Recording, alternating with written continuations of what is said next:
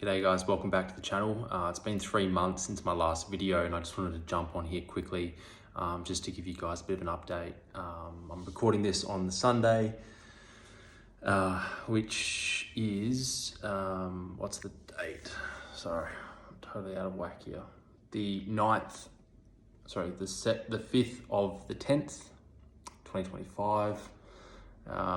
Yeah, it's been crazy 3 months, and since I last got in here, I think I was talking about housing and how crazy it is, and things are still pretty bad, to tell you the truth. And I think with the generation, or my generation in particular, it's not easy. I think the state of the market, is it going towards a correction? Is it going towards a bit of a correction, or is it going up? It all points to going up, and the 5% scheme by the government isn't helping either. It's only doing more damage in the long run.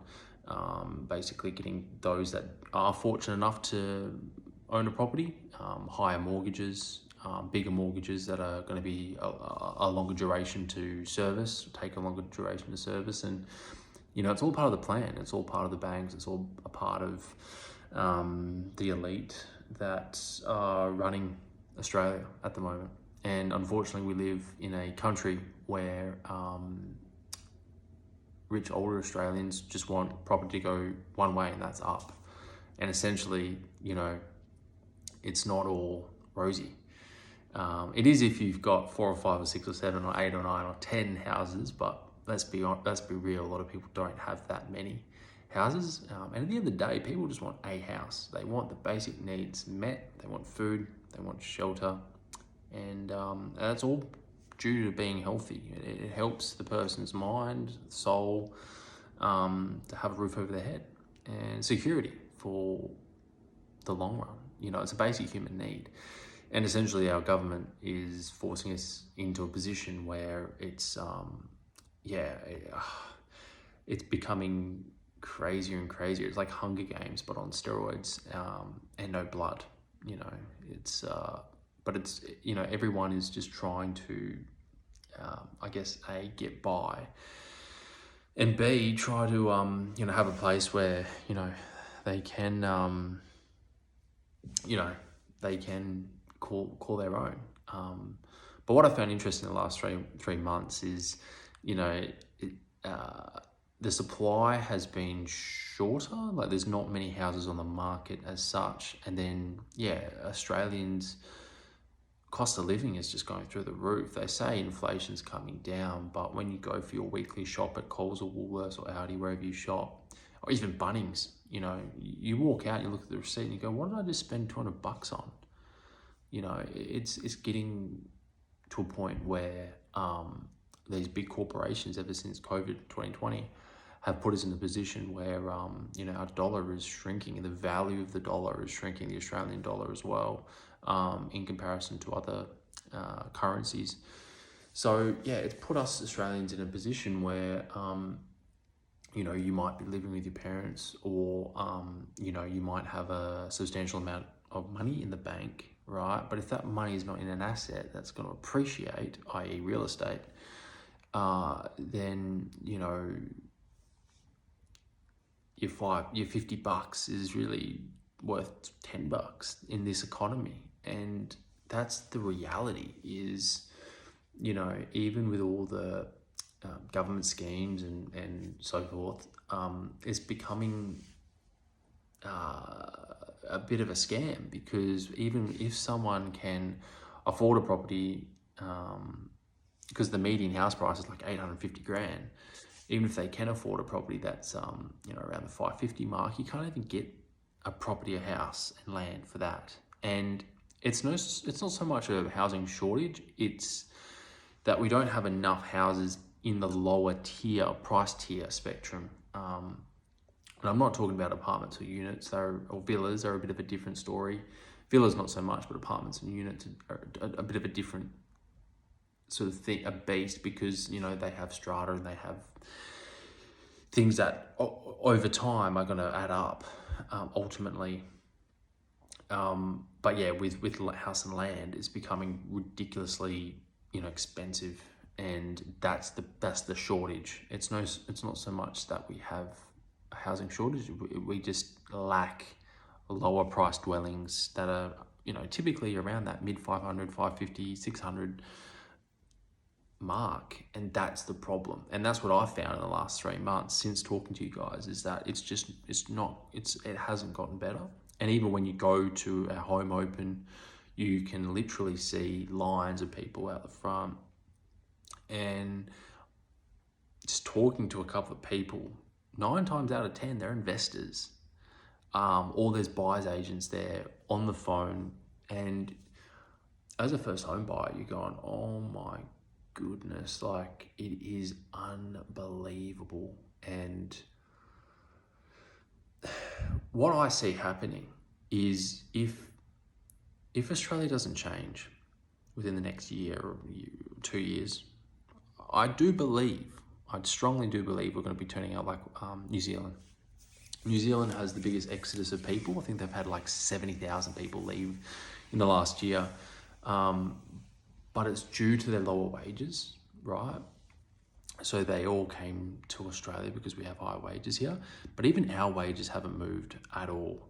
And so what I see happening is that people my age, or maybe older, who knows, I've got no idea, that hasn't necessarily gotten on the property ladder, or have one property and just want to go, stuff this, I'm selling that one property and just moving to Paraguay or Vietnam, Thailand, or some place, Bali, and getting out of here. And I do believe that's what's going to happen. We're going to be seeing a mass exodus of people, and it's going to be replacement migration to a high degree. And those people that are coming in will have children, and the people that are currently here, like my generation, who are probably not going to have kids or can't afford, or probably want to have kids but can't afford to have kids, are going to be kicked out of their own country and replaced by people from other countries. And that is what they want. Because you see, if you get rid of people that come over here and have to play by the rules because it's a foreign country, they don't know the politics, they don't know that, they're easier to control. And so that is what's going to be happening in the next 2 years. It's already happening now, but it's going to become more apparent, and the media aren't telling you that. They're not telling you that.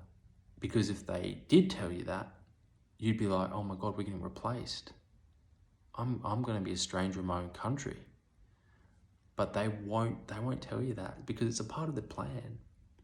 It's a part of their plan, and it's working. It's working, 100%. They want a totalitarian state. And with the digital IDs being rolled out in the UK, it's all going to come to fruition.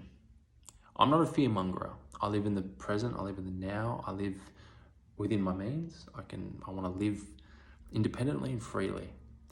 But what they're intending to do, the elite, the people that are pulling the strings, and it's not the Anthony Albanese, it's not the Australian government.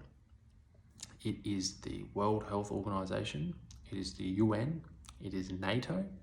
They are Class A terrorist organizations that do not care about your future. They do not care about children's futures.